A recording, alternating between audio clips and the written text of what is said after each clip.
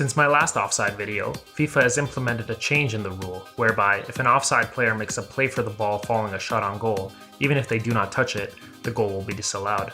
So let's do a quick run through of the offside rule again. A player is in an offside position when they are ahead of the ball and the second last defender. This includes the goalkeeper, so the attention is usually on the last outfield player.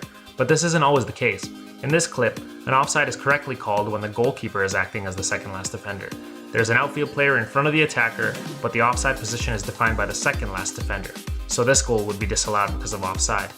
Remember, being in the offside position alone is not a foul. You have to be active in play. The newest change in the rule has defined active to mean more than just receiving the ball or blocking an opponent. Now, merely interfering with another player's perception of the field will constitute the offside rule being called. This clip demonstrates this change well. Before this change in the offside rule, this goal would have stood, but with the new rules, it would be disallowed because of offside. This is another goal that would be disallowed.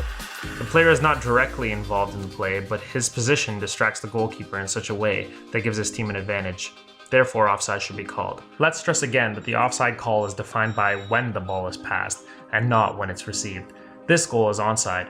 The ball is played with the player behind the defender, even though it's received with the player in front of the defender.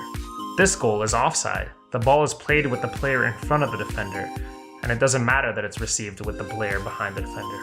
So now that we know what the offside rule is, let's look at the conditions where it does not apply. Let's go through them one by one. You cannot be offside in your own half because the whole purpose of the rule is to prevent the attacking team from waiting at one side of the field for the ball to be kicked up to them. Calling offsides in the defending half would not contribute to this in any way and would allow the game to become very narrow and crowded. That would be awful to watch. During a corner kick, every player is behind the ball anyway, so no player can be in an offside position.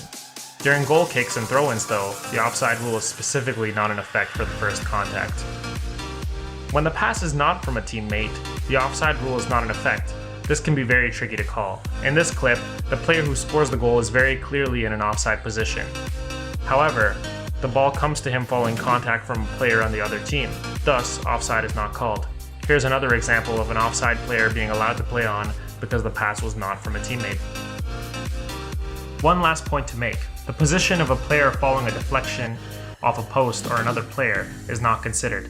The position considered for offside would still be the original pass. This includes a goalkeeper making a save. The rebound position is not considered. Only the position of the player as his teammate was taking the original shot.